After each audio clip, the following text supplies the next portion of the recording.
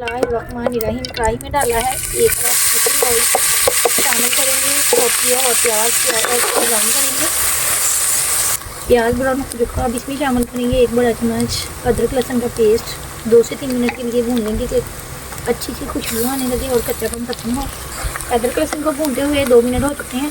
अब डालेंगे 1 टमाटर कटा हुआ, अच्छे से मिक्स करेंगे और साथ में डालेंगे थोड़ा सा पानी। अच्छे से खाएंगे 2 से 3 मिनट के लिए। अब जाएंगे इसमें साबुत मसाले, 1 दालचीनी का टुकड़ा, 1 अदद लौंग, छोटा सा तेज़पत्ता और 8-10 काली मिर्च। इसी के साथ बाकी सारे मसाले डालेंगे। 1 चम्मच साबुत जीरा, 1 चम्मच नमक और 1 चम्मच लाल मिर्च पाउडर जाएगा। थोड़ी सी डालेंगे हल्दी। हम अच्छे से मिक्स करेंगे, मसाले की बुनाई करेंगे तकरीबन 5 से 7 मिनट के लिए। थोड़ा सा पानी डालेंगे कि मसाले जले ना। मसाले की अच्छी सी बुनाई हो चुकी है। अब इसमें डालेंगे आलू, 2 से 3 मिनट के लिए भून लेंगे। आलूओं को भूनते हुए 2 मिनट हो चुके हैं। अब इसमें डालेंगे 4 से 5 सब्ज़ मिर्च और अच्छे से मिक्स करेंगे और साथ में डालेंगे मटर। बुनाई करेंगे तकरीबन 3 से 4 मिनट के लिए।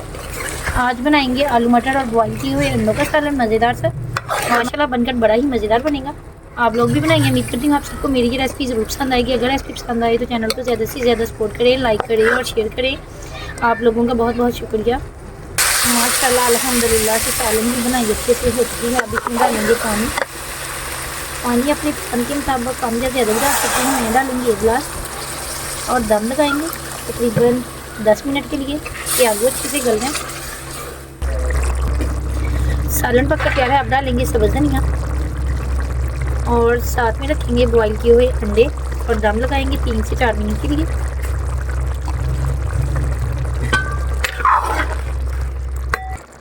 दम लगाए हुए 3 से 4 मिनट हो चुके हैं। अब डालेंगे एक प्लेट में बिस्मिल्लाहिर्रहमानिर्रहीम।